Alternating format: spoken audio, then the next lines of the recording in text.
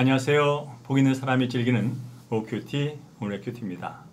오늘 함께 묵상할 말씀은 사도행전 21장 1절에서 16절까지의 말씀이 되겠습니다.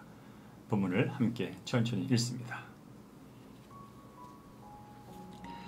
우리가 그들을 작별하고 배를 타고 바로 고스로 가서 이튿날 로드에 이르러 거기서부터 바다로 가서 베니게로 건너가는 배를 만나서 타고 가다가 구브로를 바라보고 이를 왼편에 두고 수리아로 항해하여 두루에서 상륙하니 거기서 배의 짐을 풀려 함이로라. 제자들을 찾아 거기서 이래를 머물더니 그 제자들이 성령의 감동으로 바울더러 예루살렘에 들어가지 말라 하더라. 이 여러 날을 지낸 후 우리가 떠나갈새 그들이 다 그 처자와 함께 성문 밖까지 전송하거늘 우리가 바닷가에서 무릎을 꿇고 기도하고 서로 작별한 후 우리는 배에 오르고 그들은 집으로 돌아가니라. 두로를 떠나 항해를 다 마치고 돌레마이에 이르러 형제들에게 안부를 묻고 그들과 함께 하루를 있다가 이튿날 떠나 가이사랴에 이르러 7 집사 중 하나인 전도자 빌립의 집에 들어가서 머무니라. 그에게 딸 넷이 있으니 처녀로 예언하는 자라.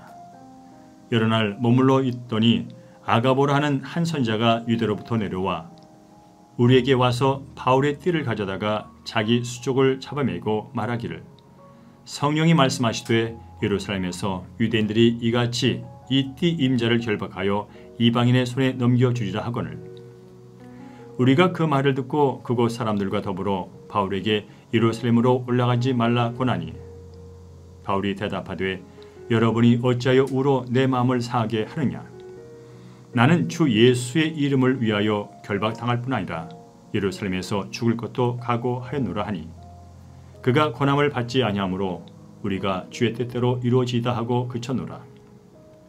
이 여러 날 후에 여장을 꾸려 예루살렘으로 올라갈새 가이사랴에 몇 제자가 함께 가며 한 오랜 제자 구브로 사람 나손을 들고 가니 이는 우리가 그의 집에 머물려 함이라. 아멘. 네, 사도행전 21장 1절에서 16절까지 말씀 이제 다시 한번 읽으시면서 묵상하는 시간 갖도록 하겠습니다. 하나님은 어떤 분이신지 회개할 점이나 피할 죄, 새롭게 깨달은 사실이나 받은 은혜, 꼭 붙잡을 약속의 말씀 확인하시고요. 삶 가운데 적용하고 실천할 내용 적어주셨다가 순종하시면 되겠습니다. 이제 화면을 잠시 멈추시고요. 묵상이 끝나면 다시 시작하시기 바랍니다.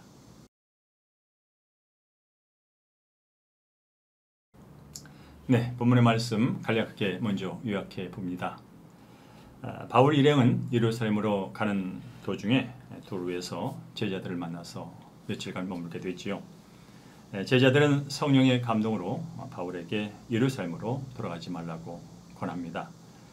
또한 가이사랴에서도 빌립의 집에 머물 때도 바울은 선지자 아가보로부터 자신이 결박당하리라는 예언을 듣게 됐죠. 그렇지만 그는 죽음을 각오하고 예루살렘으로 향하는 그런 내용이 되겠습니다. 오늘 우리가 함께 집중해서 볼 말씀은 13절 후반부입니다. 나는 주 예수의 이름을 위하여 결박당할 뿐 아니라 예루살렘에서 죽을 것도 각오하였노라 하니. 네, 바울이 예수를 만나서 회심을 하고 또 사도로 부름을 받아서 하나님 나라와 복음을 위해서 그동안 인내하며 달려온 길, 그야말로 고난의 길이었습니다. 3차 선교 여행을 마무리하는 과정에서 이제 안도의 숨을 쉬면서 이제 다 했다, 이만하면 됐다라고 하는 그런 마음을 갖는 것이 아니라 죽음까지 각오해야 되는 상황 속에서 다시 한번 결의를 보이는 모습을 보게 됩니다. 그렇습니다. 길고 긴 그 선교 여행길 이제 3차 여행을 마치고 두로에 상륙한 바울은 거기서 7일 동안 머물게 됐지요. 그때 제자들이 성령으로 감동이 돼서 바울에게 예루살렘에 올라가지 말라고 합니다. 왜냐하면 위험하기 때문에 그랬죠. 그렇지만 그는 다시 그것을 뿌리치고 가이사랴에 와서 다시 머물 때 특별히 전도자 빌립의 집에 머물고 있었습니다. 그때 아가보라고 하는 선자가 와서 바울의 띠를 가져다가 손과 발을 메고는 바울이 예루살렘에서 이처럼 결박을 당해서 이방인의 손에 넘겨질까라고 구체적으로 사례를 들면서 예언을 하게 됩니다. 아마 이렇게 여러 사람 그리고 여러 가지 증거를 통해서 고난이 앞에 있다는 사실을 알았을 때, 그리고 제자들이 동료들이 만류할 때 아마 사도 바울의 마음이 편치가 않았을 겁니다. 어쩌면 힘들었을 겁니다. 하지만 사람들의 걱정과 만류가 바울을 향한, 또 바울이 주님을 향한 그 뜻을 막지는 못했습니다. 저는 가끔 힘들고 고난의 과정이 예상될 때 누군가 제게 와서 목사님, 그 일은 다음에 하시는 게 좋겠습니다 라고 말해주시면 그렇게 은근히 바랄 때가 있습니다. 바울은 앞에 있을 위험을 알았지만 성령께 매여 있었기에 죽으면 죽으라는 각오로 예루살렘에 가려고 하는 모습을 다시 한번 보게 되면서 저 자신을 보게 됐죠. 13절 다시 한번 읽어보겠습니다. 나는 주 예수의 이름을 위하여 결박당할 뿐 아니라 예루살렘에서 죽을 것도 각오했노라. 그렇습니다. 바울은 사람이 죽고 사는 것, 사람이나 자신의 판단인 것이 아니라 바로 전적으로 하나님의 뜻에 달려 있다는 것을 믿었습니다. 바울의 모습은 이 땅의 모든 죄인들을 구원하기 위해서 조롱과 모욕을 받으면서 십자가 지고 고난의 언덕을 끝까지 올라가신 예수님의 모습을 그가 지금 가고 있는 것을 우리가 확인해 볼 수가 있는 것이죠. 바울은 특별히 자신의 죄사함과 구원을 위해서 고난의 길을 끝까지, 죽음의 길을 끝까지 참고 먼저 걸어가신 예수님, 그분을 바라보면서 일구의 주점 없이 예루살렘으로 향하고 있는 것을 보게 됩니다. 그렇습니다. 믿음의 길은 결코 쉽지는 않습니다. 그래서 믿음의 길은 우리의 삶을 전적으로 하나님께 맡기고 주님에 따라 성령을 의지할 때만이 온전하게 갈 수 있는 길이 되지요. 오늘도 주님을 바라보시면서 십자가 단단히 붙드시고 성령 의지하시면서 주께 살아가신 믿음의 길을 한 발 한 발 내딛는, 또 걸어가는, 그래서 열매 맺는 한 날 되기를 주의 이름으로 간절히 축원합니다. 자, 말씀 기억하면서 적용 질문 이어가겠습니다.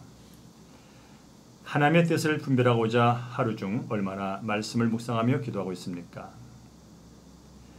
지금 나를 결박하고 있는 것은 무엇입니까?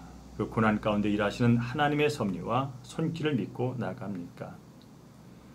고난이 예상됨에도 주저하지 않고 담대히 나아가야 할 나의 사명은 무엇입니까? 네, 오늘 적인 질문 다시 한번 기억해 놓으시고요. 자, 함께 오늘의 기도와 목회 기도 이어가겠습니다. 매일 말씀을 읽고 들어도 여전히 변하지 않는 두렵고 막막한 상황을 보며 마음이 무너질 때가 있습니다. 이제는 눈에 보이는 환경보다 말씀으로 저를 인도하시고 구원하시는 하나님만을 바라보게 하옵소서. 고난 가운데서도 죽음을 각오하고 십자가의 길을 걸어가신 예수님을 묵상하며 담대히 사명으로 나아가게 하여 주시옵소서. 참 좋으신 아버지 하나님, 바울의 선교의 정을 바라보면서 참으로 대단한 생각과 함께 또 한 영혼이라도 더 구원하시기를 원하시는 하나님의 마음을 다시 한번 돌아봅니다. 주님을 따라간다면서도 쉽고 넓은 길만을 축복이라 여기면서 살아가는 이 죄를 용서해 주옵소서. 오늘도 성령 충만한 가운데 주께서 맡긴 사명을 삶 가운데 온전히 드리는 삶이 되기 원하니 인도하여 주시옵소서. 모든 것 주께 감사하며 우리의 생명이시고 영원한 주인 되신 예수님의 이름으로 축복하며 기도합니다. 아멘. 네, 이제 오늘 말씀 기억하면서 각자 맡은 사명들, 또 이겨내야 하는 인생의 문제들 하나님께 간절히 아뢰는 개인기도 이어가도록 하겠습니다. 오늘도 하나님께서 성도님과 함께 하십니다.